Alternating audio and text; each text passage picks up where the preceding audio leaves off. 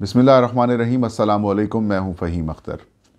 नाज़रीन, 27 जनवरी 2022 को पाकिस्तान के बड़े अखबार दी न्यूज़ में एक आर्टिकल छपता है जो कि पाकिस्तान तहरीक इंसाफ के ममनुआ फंडिंग से मुतालिक मामलात और शौकत खानम के फ़ंड्स को सियासी मकासद के लिए इस्तेमाल करने से मुतालिक थी, जिसके बाद पाकिस्तान के सियासी मंजरनामे के ऊपर एक कोहराम मचा।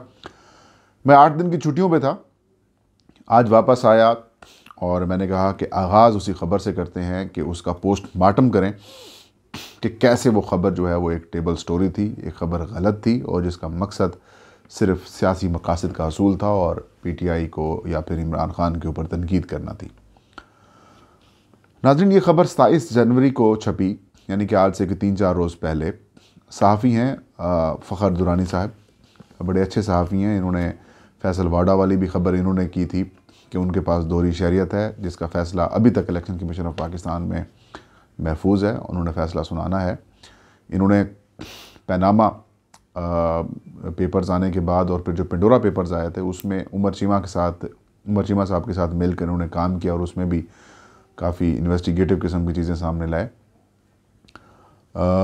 तो ये ख़बर भी उसी तरह की ही थी, लेकिन इस ख़बर को बनाते हुए शायद उनसे कहीं गलती हुई है या फिर उनको ये लिस्ट फराम की गई है कि आप इस चीज़ के ऊपर काम करें और नैरेटिव बिल्डिंग करें।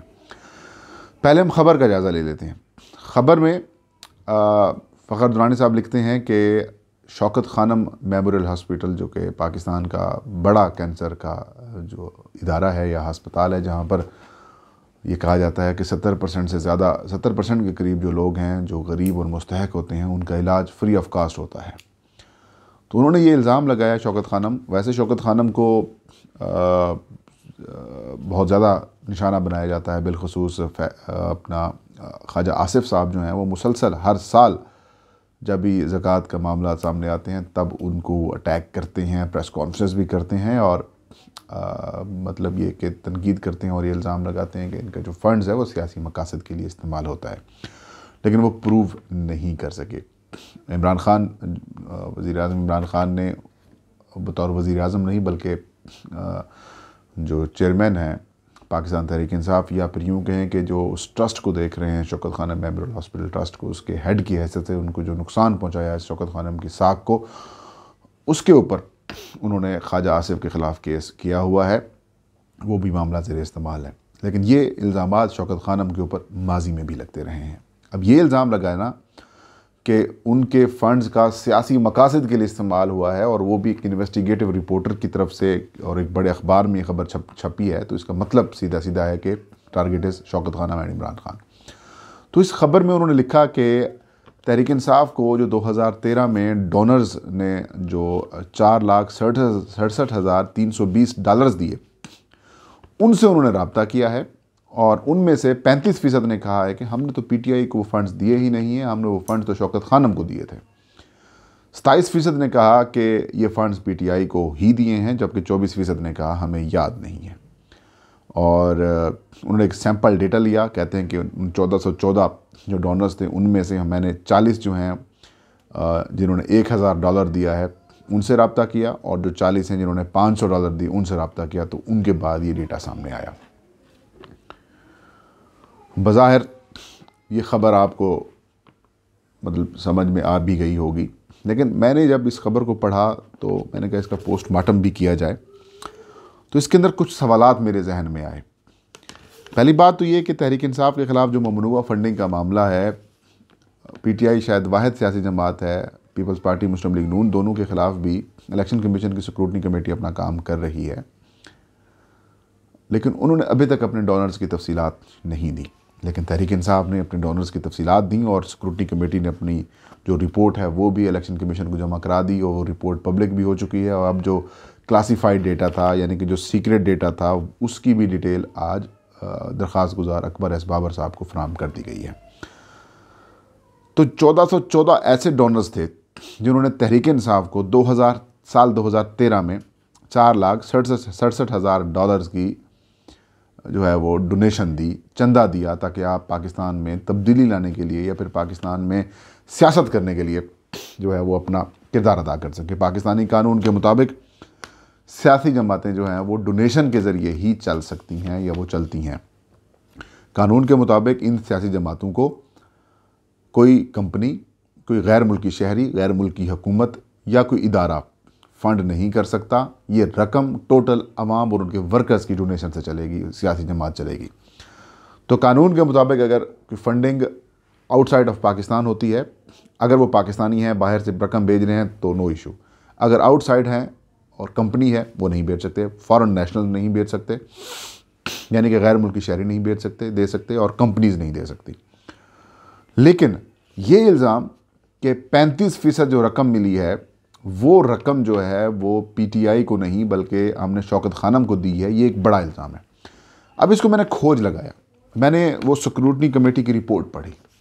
उस स्क्रूटनी कमेटी की रिपोर्ट में 1414 डोनर्स के नाम लिखे हुए हैं, लेकिन उन नामों के सामने रकम के अलावा और कुछ नहीं है। मतलब उन नामों में ये नहीं लिखा कि इस शख्स का नाम ये है, इसका वालिद ये है, ये इसका शनाख्ती कार्ड नंबर है, ये इसका पता है, एड्रेस है, ये इसका अकाउंट नंबर है और ये इसका फ़ोन नंबर है। ऐसी कोई इन्फॉर्मेशन नहीं है। मैंने फिर 2-3 और जो इस पीटीआई फंडिंग केस को और सारे मामले को इलेक्शन कमीशन को कवर करते हैं, मैंने उनसे रब्ता किया। मैंने डान अखबार के रिपोर्टर हैं इफ्तिखार अली खान साहब, वो भाई हैं हमारे, उनसे मैंने रब्ता किया तो उन्होंने भी यही कहा कि इसके अंदर तो और कोई इन्फॉर्मेशन नहीं थी।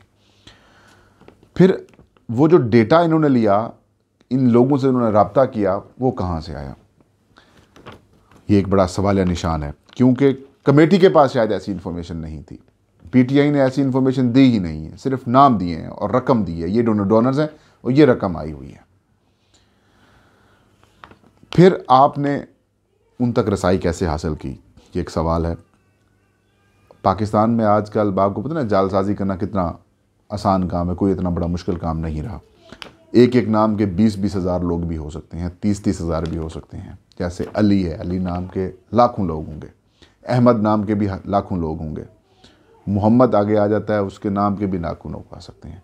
मतलब ऐसे बहुत सारे नाम हैं जिनके, इमरान के नाम के बहुत सारे लोग हो सकते हैं, अदनान नाम के बहुत सारे लोग हो सकते हैं, तो हज़ारों लोग हो सकते हैं इस नाम के।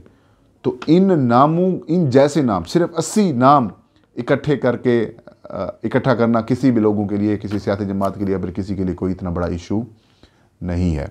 तो एक तो वो जो तस्दीक है उन नामों की, और फिर वही वेरिफिकेशन। अगर आपने बंदे खुद बना लिए हैं, आप उनके मैसेजेस दिखा रहे हैं, दिखा दें या बताएं कि मैंने उनसे रब्ता किया तो उन्होंने कहा हाँ मैंने रकम दी है, मैंने रकम नहीं दी है, तो ये मतलब ये कि आपको पता ही नहीं चल सकता।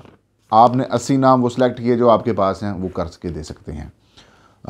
तो कंफर्मेशन नहीं है कि ये वाकई वही नाम है, क्योंकि शनाख्ती कार्ड नंबर होता या फिर बाकी चीज़ें होती तो फिर तो कंफर्मेशन हो सकती थी, लेकिन without any confirmation it's a table story लगती है। फिर जो ख़बर होती है वो ख़बर हमेशा फैक्ट्स के ऊपर होती है, ख़बर अंदाज़े के ऊपर नहीं होती, सैम्पल साइज़ के ऊपर ख़बर नहीं होती। ये सैम्पल साइज़ और अंदाज़ा जो है नाज़रीन, वो हमेशा सर्वेज़ के अंदर आते हैं। जैसे पाकिस्तान में बहुत सारी सर्वे करने वाली कंपनी, जैसे गिलानी है, गिलानी रिसर्च इंस्टीट्यूट है, इस तरीके से गैलप का, यानी कि इसी को गैलप सर्वे कहते हैं, और भी बहुत सारे सर्वे करने वाली कंपनीज़ जो हैं वो इंटरनेशनली भी मौजूद हैं। तो सर्वे में तो एक आप मोहतात अंदाज़ा लगाते हैं, एक सैम्पल साइज़ निकाल लेते हैं, तो फिर आप उसके मुताबिक करते हैं अगर ये लोग आ रहे हैं तो इतनी % पूरी आबादी, हो सकता है गलत भी हो। तो सैम्पल साइज़ जो उन्होंने लिया है ये ख़बर नहीं होता, ये सर्वे होता है, और उसको आप अपनी एक्सक्लूसिव इन्फॉर्मेशन दे के आप ये फरमा रहे हैं कि 35% ने कहा हमने पीटीआई को नहीं दिया, 27% ने कहा हमने पीटीआई को दिया है, 24% ने कहा हमें याद नहीं है। तो ये ख़बर है, आपका अंदाज़ा, आपका सर्वे नहीं है। यहाँ पर भी आपसे भूल हुई।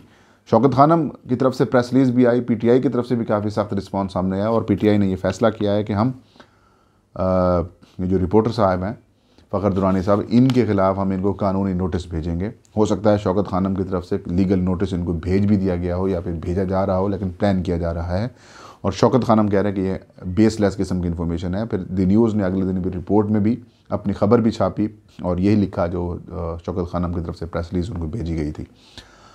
और मतलब एक पॉलिटिकल मकासद हों या फिर आपकी डिसलाइकिंग हो, वो अलहदा बात है, लेकिन ये ख़बर इसे नहीं कह सकते। ये एक टेबल स्टोरी आपने बना के बन गढ़त करके दे देगा, फिर पूछेगा तो हम बता देंगे ये मेरे मैसेजेस आए हैं तो ये मेरे पास रिकॉर्ड है। बहरहाल कल नाज़रीन तहरीक इंसाफ की ममनुआ फंडिंग से मुतालिक केस की समाअत है।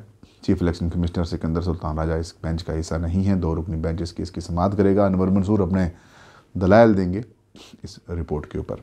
कल इंशाल्लाह जब ये कवर करूँगा तो फिर आपको मालूमात फराहम करूँगा। तो नाज़रीन ये थी आज की वीडियो। इंशाल्लाह नेक्स्ट वीडियो में नई खबर नए इशू के साथ हाजिर होंगे। तब तक मुझे इजाज़त दीजिए। अपना और अपने चाहने वालों का बहुत सारा ख्याल रखें। अल्लाह हम सबका हामी नासिर हो।